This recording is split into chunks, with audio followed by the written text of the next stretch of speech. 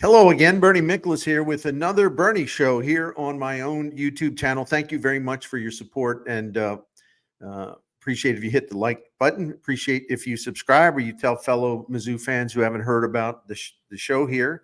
Let them know and please tell them to subscribe. And I thank you very much for your comments as well.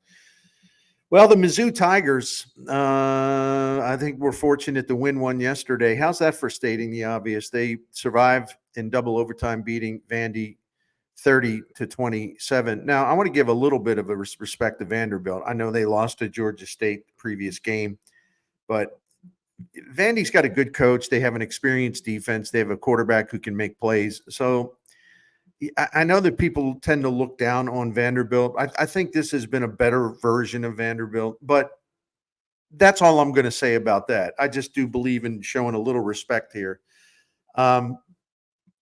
Missouri has got to play a lot better. I mean, they got to play a lot better. And once again, I know I'm telling you what you already know, but I'm going to try to pinpoint some stuff here as the video goes along. But last week, Mizzou trailed Boston College at the half and, rallied for what was it?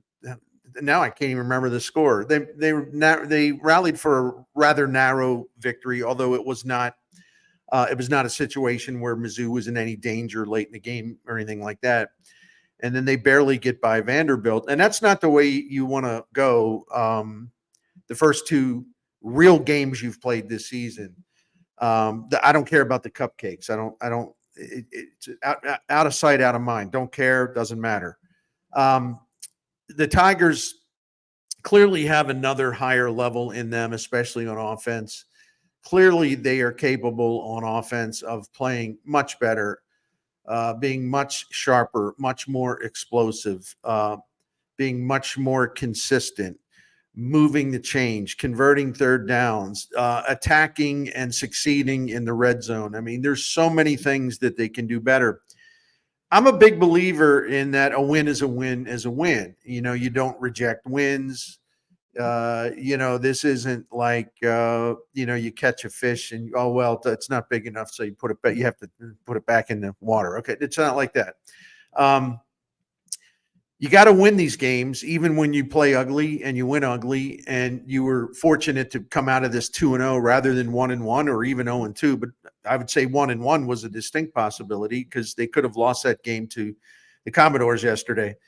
So the good news is that they survived these two. They survived themselves. They survived themselves. They were able, despite all kinds of problems. Very disappointing offense, penalties all over the place, a defense that is good except for this really bad habit of blowing assignments and pass coverage, which was another factor yesterday. Also, Coach Eli Drinkwitz, who, frankly, I've never thought has been a particularly good game coach. He's great in so many other areas. Boy, he had a couple of He had a couple of big ones yesterday as far as, making decisions late in the first half and then at the end near the end of the fourth quarter. I'm not going to go into detail. If you're a Mizzou fan, you know about that, but that was ridiculous. And Eli Drinkwitz, to his credit, he owned it 100%, said especially that scenario near the end of the first half was stupid. He even said that and said that it's all on me. I got to do better. I messed up. So I appreciate that candor, but he does have to do better.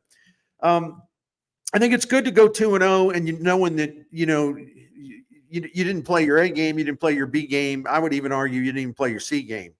Whatever's after that. I guess it's a D game. I don't know, but they were nowhere near what they can be or what we have seen them be or where they should be. And that's got to change because after a bye week, which is very, very important because they have a lot of things they can clean up, a lot of things they need to work on. I mean, a lot of things on the offensive side of the ball. It's a situation where, the schedule gets tougher. They got that stupid game at UMass coming up. They play at Texas A&M, then they go to Amherst, Massachusetts. I know there must be a reason. Why? Doesn't make sense to me. You're in the SEC, okay? You don't have to go to Amherst, Massachusetts. And anyway, don't holler at me if I missed a wonderful reason why they're doing this. All right, don't holler at me. Even if there is a reason, it doesn't make any sense. Then they'll have games against Alabama and Oklahoma coming up. All right. There's some things, like the thing that bothered me the most about yesterday's game, other than Coach Drink getting himself and his own team in trouble, especially at the end of the first half, and he was very lucky at the end of regulation. Mizzou crossed their own 40 11 times in that game yesterday. 11 times they had the ball and got past their own 40-yard lines, and 7 times they got into Vanderbilt territory. And I know they were in the red zone, I believe, maybe 4 times. They got 20 points out of that. When you get past your own 40, you get into their territory as consistently as you did, as often as you did, you got to come out with more than 20 points. You got to come out of it. And this doesn't, by the way, this does not include overtime, because separate rules, you don't have the traditional drive set up. This is only the first 4 quarters. 7 times in their territory, 11 times past your own 40, you only scored 2 touchdowns. That's awful. That's just flat out awful. That's not good enough, because they're going to see a lot better defenses than this. So what's going on here?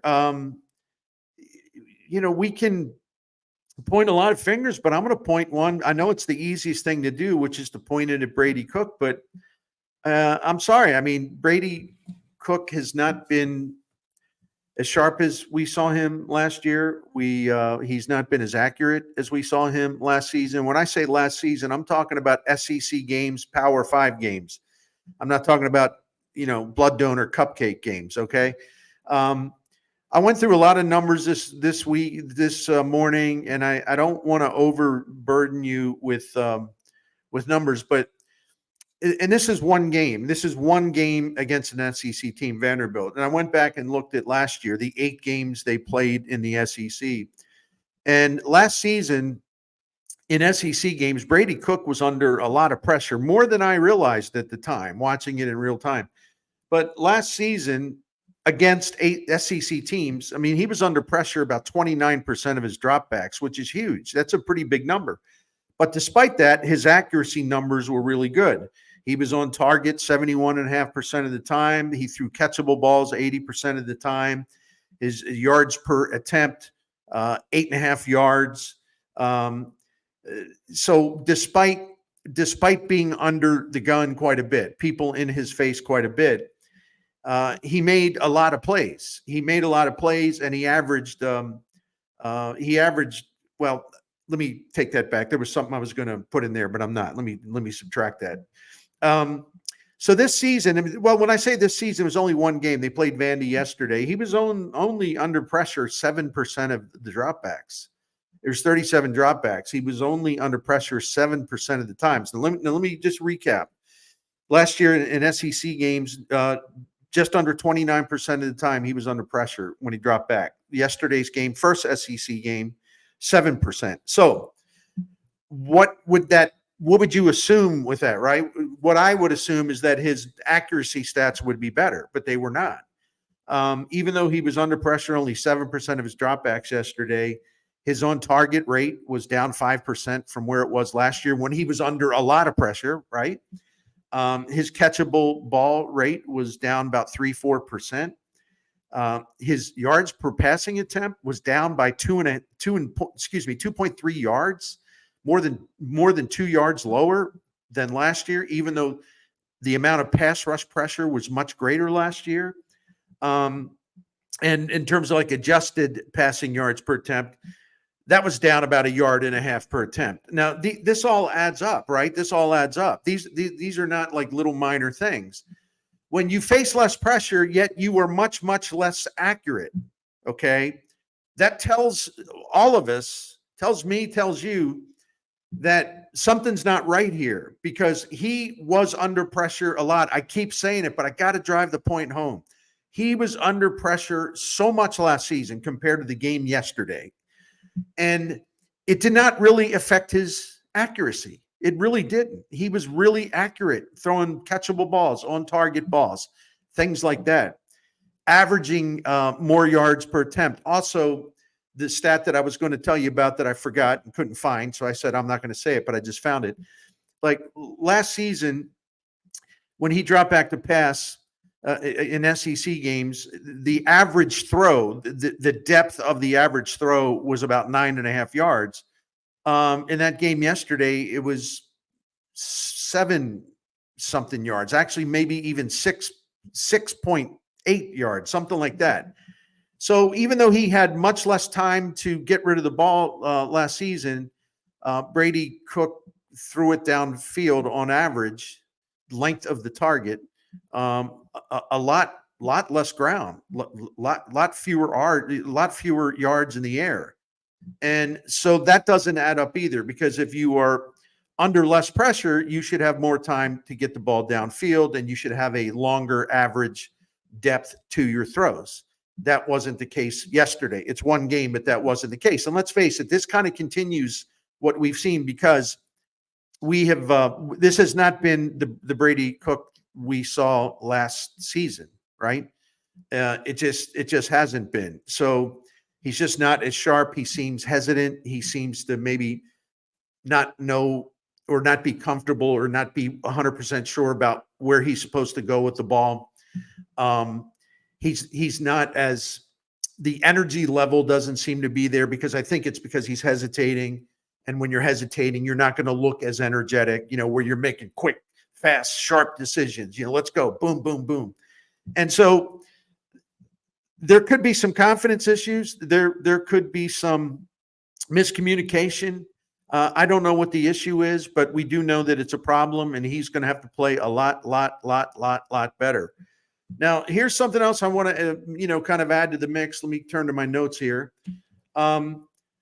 There's a couple things. Luther Burden III, has had 3 touchdown passes against FBS teams, and only 3 of their 4 have been against FBS. So he's had 3 touchdown passes. That's tied for first among SEC receivers against FBS competition so far. Now, that's fine. Okay. But a lot of other things, and the passer rating, or the receiver rating to him, is pretty high. But there's some issues here. And again, let's harken back to what I said. He has not been under as much pressure this year as he was last year. When Brady Cook attempts a pass, he targets Luther Burden III this year. The completion percentage might sound good on paper, but it's really not. 71%. That's 8th out of 19 receivers. In other words, receivers that have been targeted at least 15 times. 19 of them have been targeted against FBS competition at least 15 times. And Burden, in terms of the completion percentage to him, is 8th among the 19th. That's bad. That should not. It's got to be better than that. It's got to be much better than that. And I was looking at some other things about this. The catchable ball rate thrown to Burden is down from where it was last year. The on-target rate was down compared to what was last year.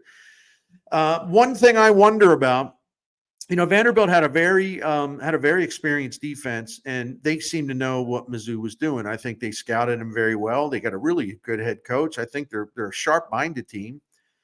And I think that's one of the reasons why we saw so much hesitancy with Brady Cook yesterday, because he was expecting some things to be there and they weren't there, and he's holding on the ball a little bit, and it just kind of snowballed from there.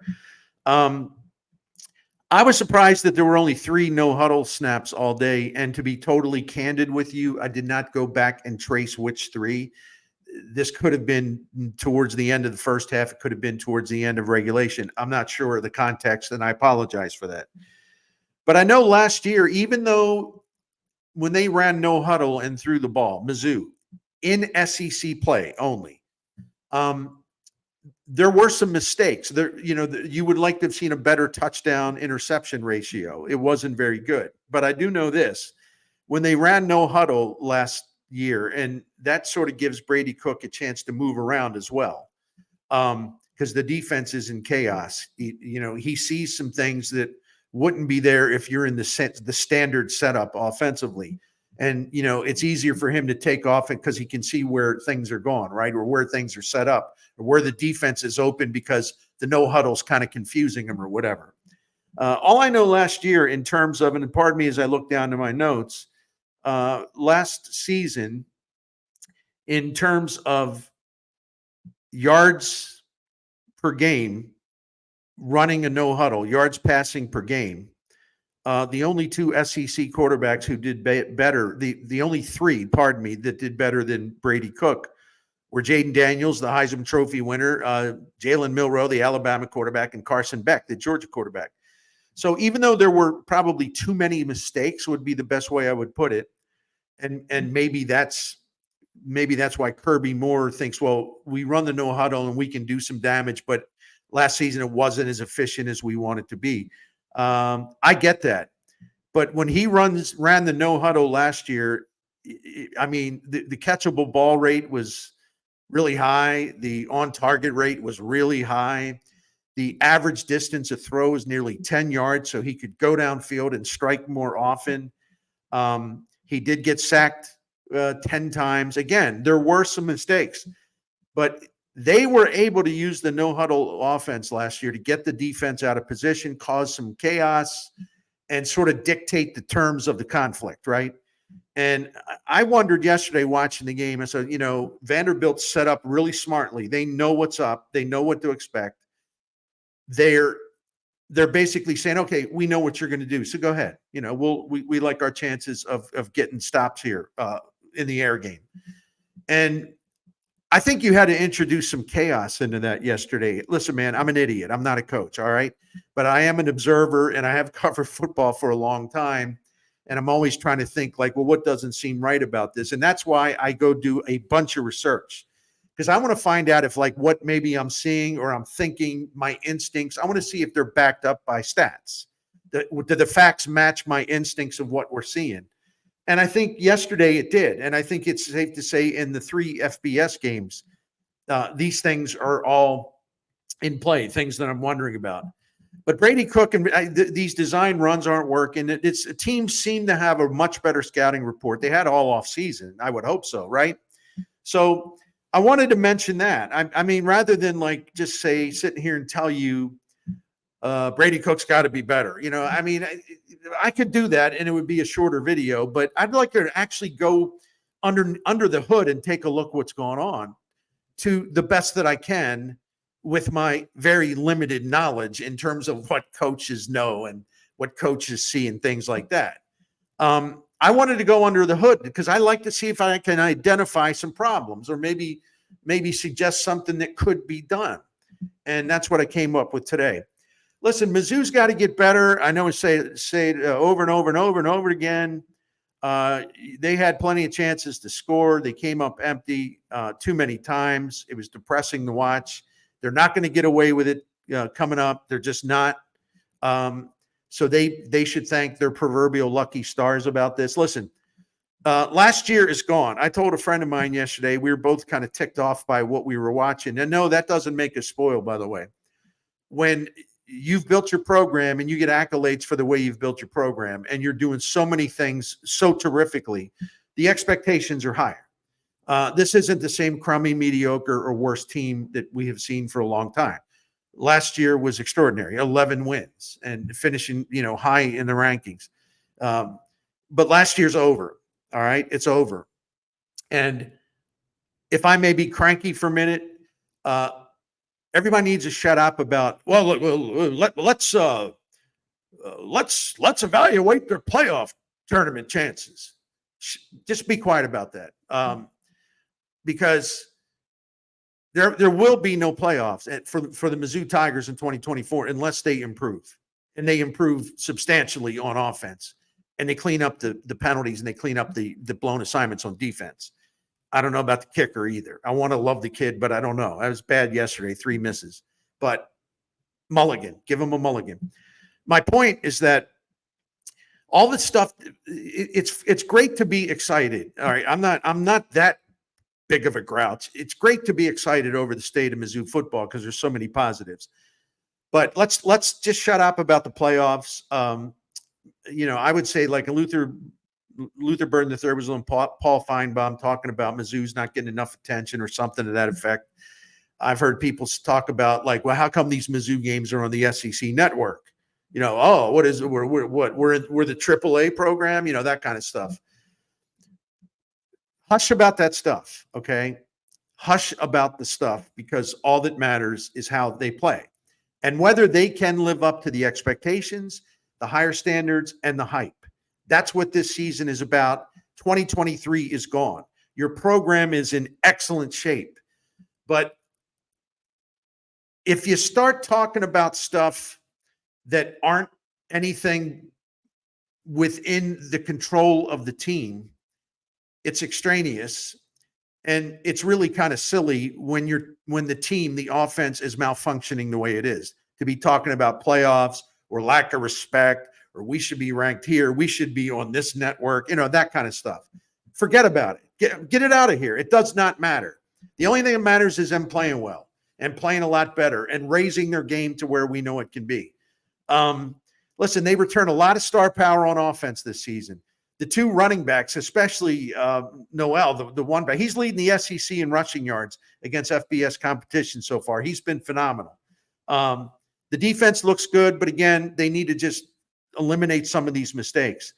The NIL program is a big success. The recruiting is a big success. The transfer portal is working out well for Mizzou. Mizzou has the potential to become a more recognizable and prominent program on the national stage. That potential is there. Step one was last season. This is step two. But if you screw up step two, you're not going to get to where you want to be. Not just to have a good or great season every now and then, but to stay there and to be a factor, a big factor every single year, or at least for a long time. I think everyone has a down year. Don't get me wrong. There's so much there, man. The budget for football has increased dramatically. The upgrading of the facility continues. It's very, very impressive. There's fan excitement. It's soaring. The money's coming in. The tickets sales are great. The marketing is improved, and they have an advantageous schedule this year as well. So everything is there. Everything is there to formulate and execute a great football season. But I hope the players have not been impacted by getting distracted by all of the excitement. And it's like, well, Mizzou should be on ABC or Mizzou should be on ESPN. What is this SEC network stuff? Mizzou should get more attention. Not enough people are talking about it. I hope that stuff hasn't kind of gotten into the minds and hearts of the players, because they need to focus on getting better and better and better and better. And that's it. Forget all that junk. I'll say it again. It's all junk. It does not matter. And I think it's probably had an impact on kind of the mindset of the team. Hey, we're Mizzou. We're great. You got Boston College and Vanderbilt coming to the team. How can you be flat for both of those games? That's just ridiculous. You just haven't accomplished that much yet. And you can tell by the hat, I'm a huge fan. I'm a media person, which means I'm objective, and I'm never going to look the other way and be a fanboy. Oh, no, they were great. I'm not going to do that when they're not. I'm going to always speak truthfully to the best of my ability as far as the facts that I have here. But, I want Mizzou to win, really, really want them to win and be good for a long time. But only they can do that. The fans can't do it. Administration can't do it. The politicians in Jeff City can't do it. Nobody can do it except the people that actually control what happens on a football field. So that's my preaching for today. Mizzou, I hope they take really great advantage of the bye week. And I look forward to talking to you again about Mizzou football. And I like doing these for you. Get the word out, help me out, and I'll continue to do them, or maybe even do more of them. But thank you very much. I hope you enjoy the rest of your Sunday. Take care.